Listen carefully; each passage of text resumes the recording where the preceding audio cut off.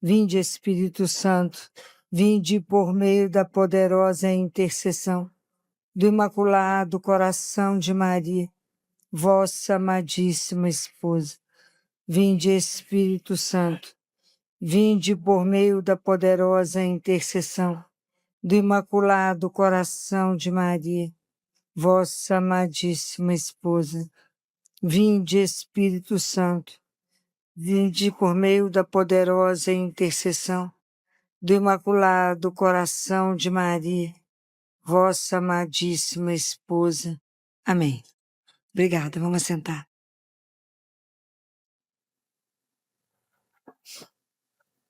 Se alguém tiver com a palavra de Deus, abra em Mateus 17. Amém ou misericórdia? Vocês estão ficando espertos. Ficando craque. Acharam Mateus capítulo 17, versículo 1? Então, esse trecho do Evangelho de Mateus é sobre o que nós ouvimos domingo, que é sobre a transfiguração. A forma como Mateus constrói esse trecho, ele constrói relembrando a criação. Então, a primeira fala, a primeira linha está escrito, 6 dias depois. Nós vamos parar aqui, é nos 6 dias. Tudo tem um sentido. Por que colocou 6 dias depois? 6 dias depois de quê? Vocês leram? Vocês tiveram curiosidade de ver o que estava atrás? Algum sacerdote que vocês escutaram explicou o que era 6 dias atrás? O que aconteceu uma semana antes? O que Jesus falou? Jesus fez o anúncio, o primeiro anúncio que ele iria morrer.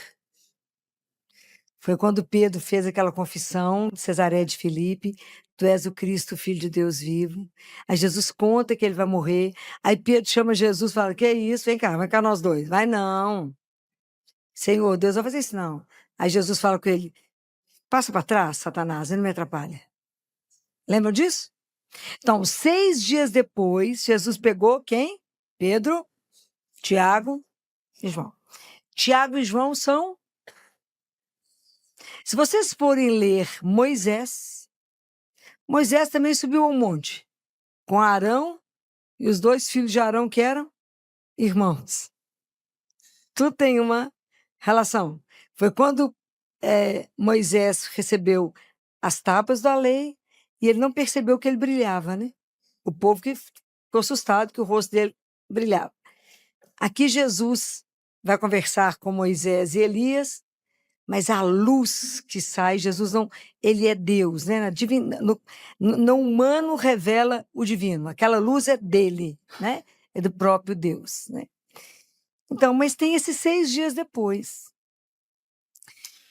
Quando a gente vê o calendário judaico, no 7º dia, 6 dias, sexta-feira é véspera do sábado, que ele celebra o Shabá, que é quando Deus descansa, que vê a criação dele perfeita e descansa.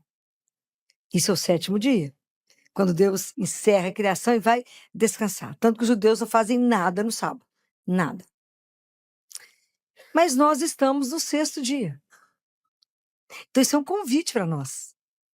Isso é um convite para mim, um convite para cada um de vocês. 6 dias eu sou convidada a ver em mim, aqui, ao redor de mim, o que na minha vida e na minha convivência está inacabado. A obra não encerrou.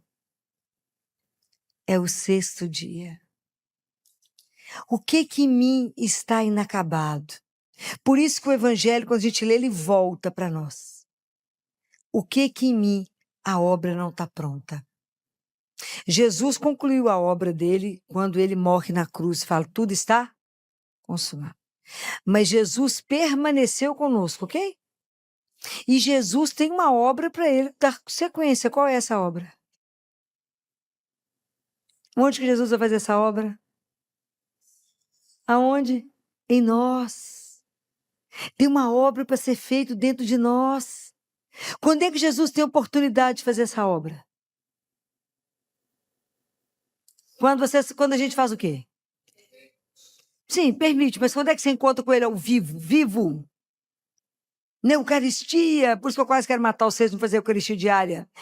Porque é na Eucaristia diária, cada vez que a gente encontra com ele, que Jesus, tudo que a gente come, nosso corpo assimila. Quando a gente recebe a Eucaristia, o inverso, é ele que nos assimila, gente, é coisa extraordinária. É ele que tem que completar a obra em nós que está inacabada. 6 dias depois, nós somos convidados a hoje a conviver com ele e perguntar: Senhor, o que em mim está inacabado?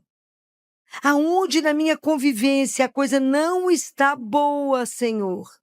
Então eu sou convidada a subir a montanha. Que montanha que é essa, gente? Vocês têm que entender a palavra de Deus, porque senão vocês não vivem, ela não te transforma. Ah, Jesus transfigurou. Não, é mais do que isso, ok? Que montanha que nós somos convidados a subir?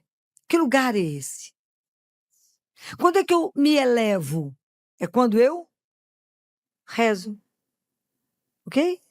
Então, quando eu sou convidada a subir a montanha, que montanha é essa? É quando eu vou rezar.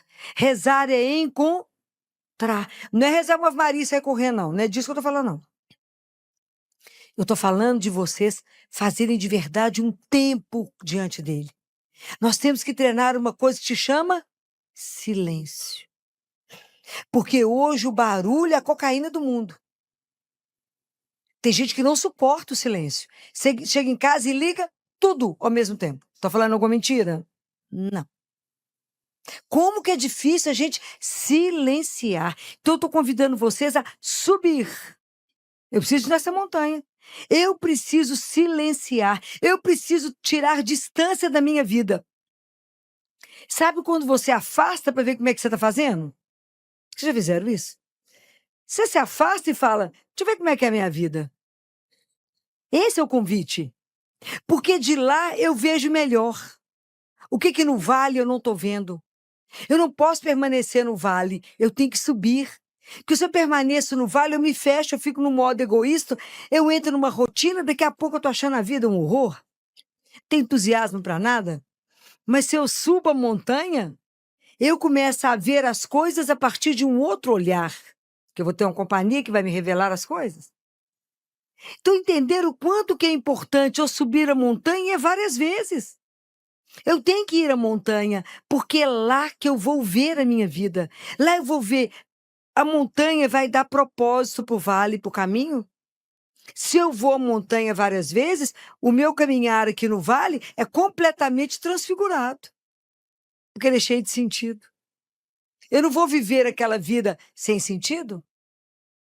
E aí a gente vai começando a observar que se a criação de Deus não pode acabar no 6º dia na morte, que é o desfigurar, eu tenho que terminar na transfiguração, que é a ressurreição.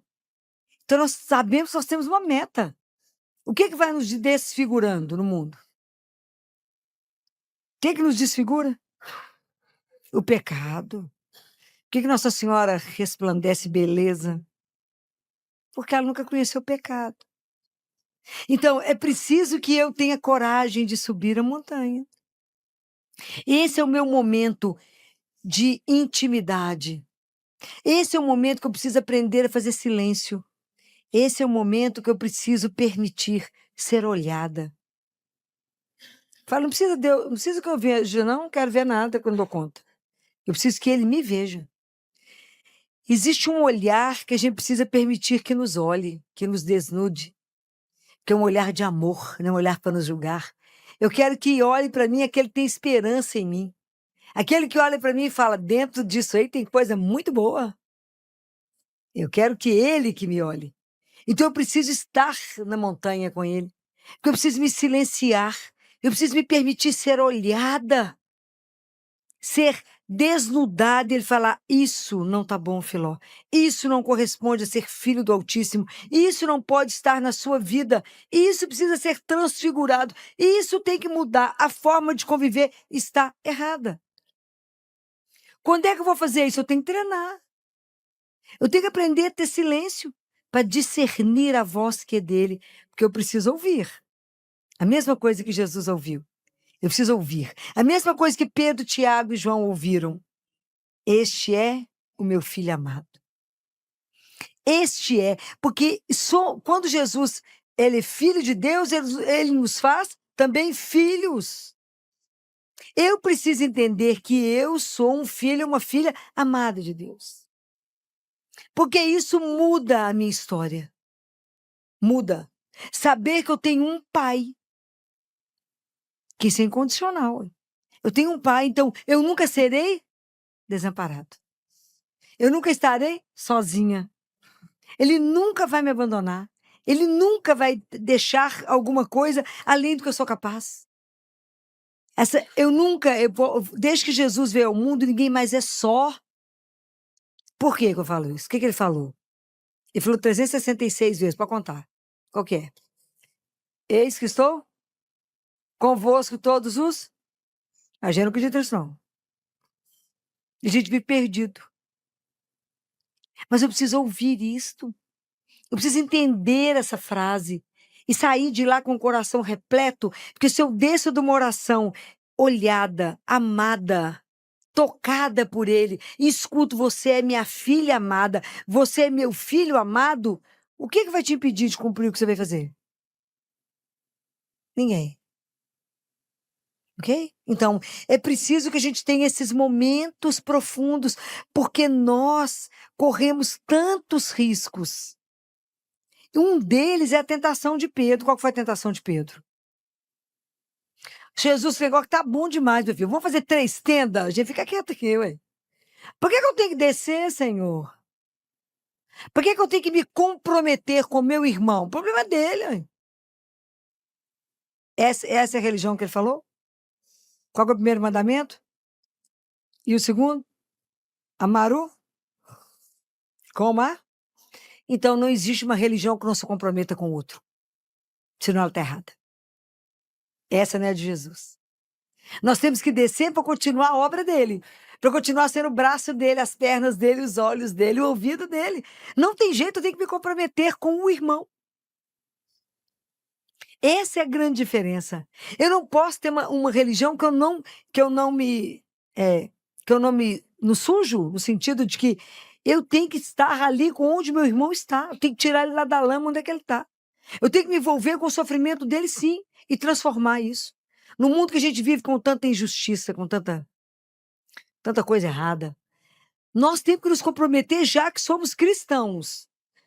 Mas a nossa tentação é ter uma religião acomodada, aonde eu não me comprometo, aonde problema do outro que não reza, eu vou lá, rezo, estou muito bem. Problema do outro, não. Não, é meu compromisso com o outro. Isso é muito sério. Nós nunca vivemos uma época de tanto cristão sem Deus. Eu estou falando com a mentira, gente? Tô não, porque o povo está morto. Cadê a paixão de viver Jesus? Cadê a paixão de saber que você anda acompanhado? Cadê a paixão de viver a sua vida por causa dele, ele norteando toda a sua vida? Isso é ser transfigurado.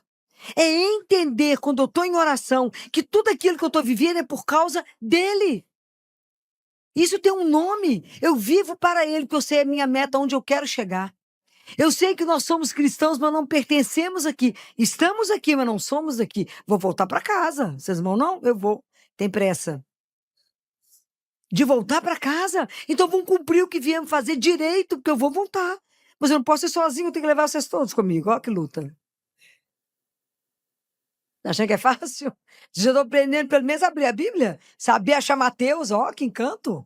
Ficava doido que não achava. É, vou pôr vocês no ponto. Então eu preciso fazer isto, né? Eu quero transfigurar, eu quero ser transfigurado, eu preciso falar com o Senhor. Senhor, o meu modo externo tem que revelar a transfiguração interna que já aconteceu em mim. A minha vida tem que revelar o Deus que eu creio. Eu tenho que revelar que eu sou uma filha amada, não falando, vivendo. E eu tenho que mostrar para o meu irmão que ele é um filho amado, que Deus se preocupa também com ele. Como? Cuidando dele. Quando você ajuda o outro, você é exatamente o intermediário da misericórdia de Deus para ele. Isso é extraordinário. O pai fala, vai lá, faz aquilo ali para mim, ó. Acorde o seu irmão ali agora. Vai lá, acorde o seu irmão. Por quê? Porque eu amo. Como eu te amo, eu o amo. Deus não faz diferença com os filhos dele. Deus não faz acepção de pessoas. Ele jamais, jamais, jamais, ele irá te decepcionar. E isso é de uma seriedade absurda. Isso é real. Então, quanto mais eu tiver momentos de oração, mais momentos eu terei de compreensão da vida que eu tenho aqui para poder viver. E dar conta de vencer quando a vida quer me instalar naquilo que, aquela religião asséptica, que você não se mistura, e que você está muito bem confortável ali naquele cantinho. Não. Fulano, você tem que bater na porta agora? Ué, mas agora que eu estou precisando. E se fosse eu? E se fosse Jesus, você ia responder dessa forma? Na casa da minha mãe, muitos anos atrás, tinha um funcionário que a gente estava sentado para almoçar, tocava campainha, tocava lá em casa aí e falava: Mas isso é hora de alguém vir pedir comida? Eu falei: Vem cá, uma coisa, deixa eu te contar um segredo. E se for Jesus? Nó, virou d'água para o vinho. Porque começou a prestar atenção. Foi a mesma coisa que ele fez com Santa Faustina, né? Ninguém gostava lá no, né, onde Santa Faustina morava, você chegou a ser um mosteiro, ninguém gostava de ficar na portaria. Um dia Santa Faustina foi. Aí chegou aquele irmão de rua daquele estado, né? Aquele traje, né? Chegou lá e falou com ela: Não tem nada para me comer, não? Tô com fome. Ela falou: Pera que eu vou ver o que que eu vou arrumar pro senhor, me espera. E ela foi lá e preparou tanta coisa, entregou para ele. Quando ela entregou, ele transfigurou na frente dela, mostrou para ela quem ele era. Quase morreu. Ele falou: os irmãos falam tanto da sua bondade que eu quis vir experimentá-la. A partir daí tinha briga para ficar na portaria. Que dia que ele voltou? Nunca mais. Que ele é custoso, uma vez só. Percebeu? Nunca mais voltou. Só para ela que ele voltou. Mas isso é para a gente estar atento. Quando eu consigo transfigurar internamente, eu transformo as situações que eu vivo. Por exemplo, a nossa comida, o comer, não é só um ato de comer. É mais do que isso, porque eu entendo que eu não me alimento só do alimento, mas da presença daquele que está sentado comigo. Compreende? Então, a mesa, a refeição, não fica só o ato de comer, mas comer com. E eu passo a entender que a nossa vida é uma vida partilhada.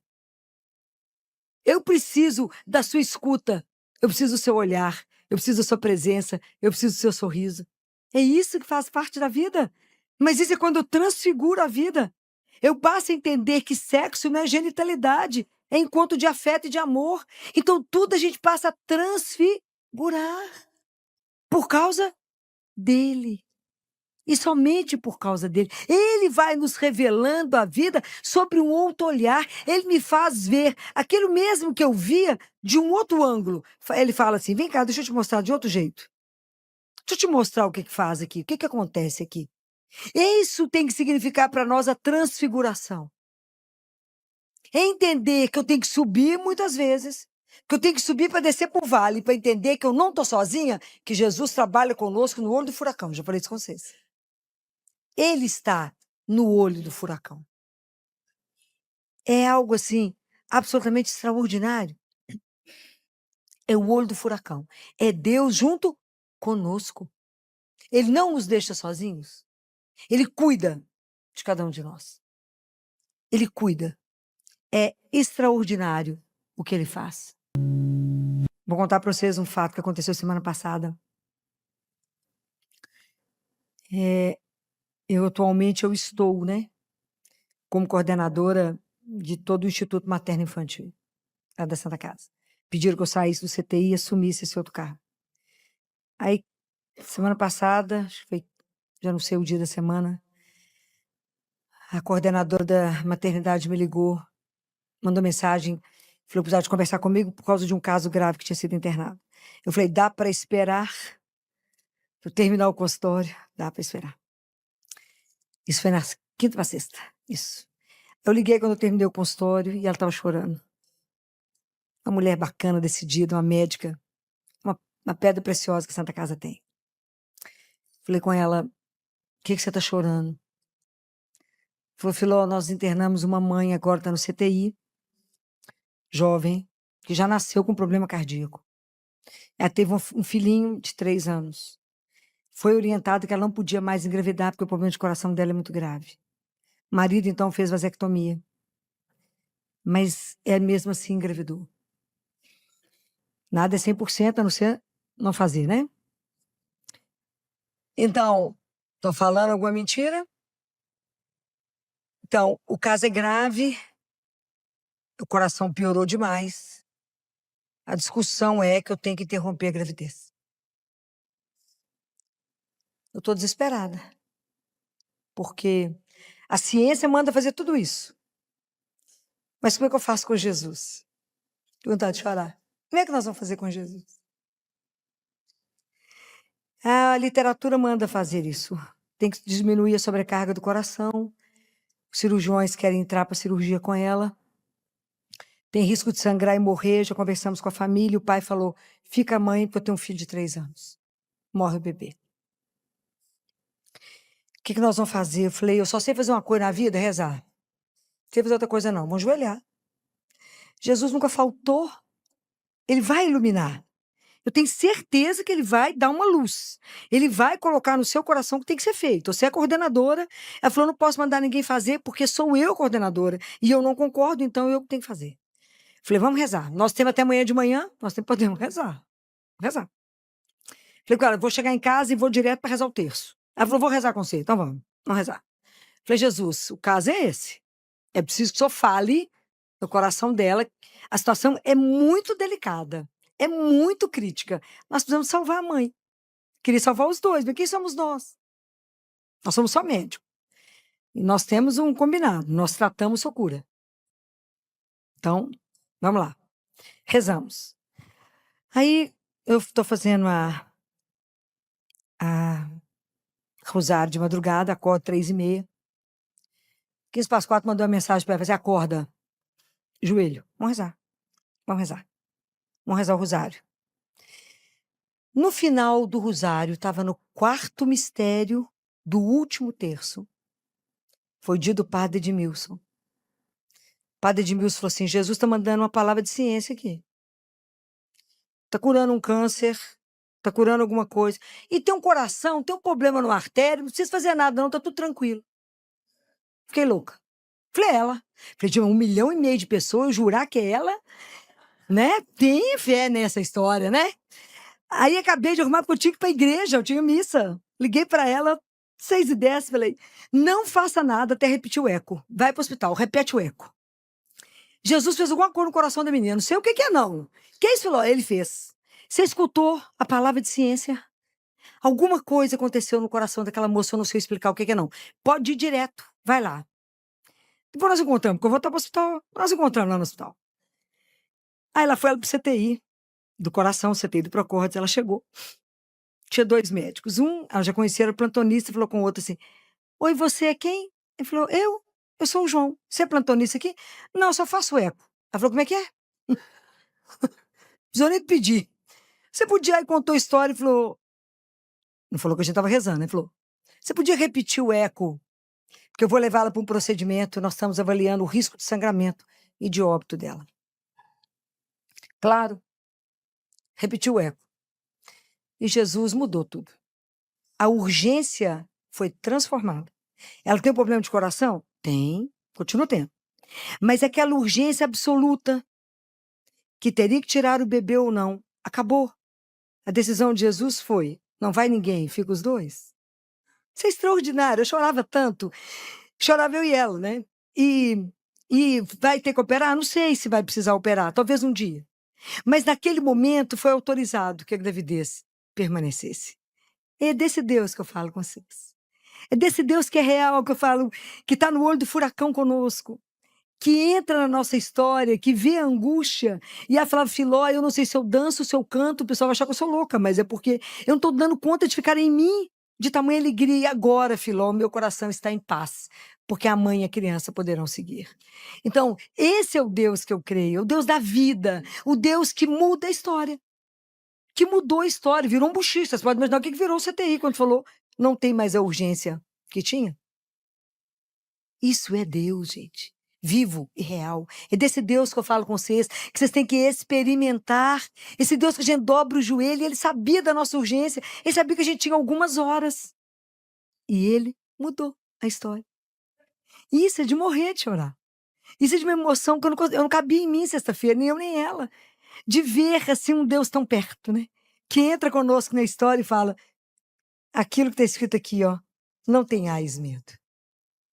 Não tenhais medo. É o que ele fala com os discípulos. Levantai-vos e não tenhais medo. Não tenhais medo de assumir que me amam. Não tenhais medo de receber a Eucaristia e deixar se transformar você. Não tenhais medo de eu andar com você. Não tenha medo de me entregar uma situação e falar, mostra para nós qual que é o caminho, Senhor. E ele sempre tem algo espetacular. Quando é que eu e ela imaginávamos que ele ia inverter, ia mudar a história? Quando que a gente podia imaginar que ele ia fazer isso? Mas ele fez. Ele fez.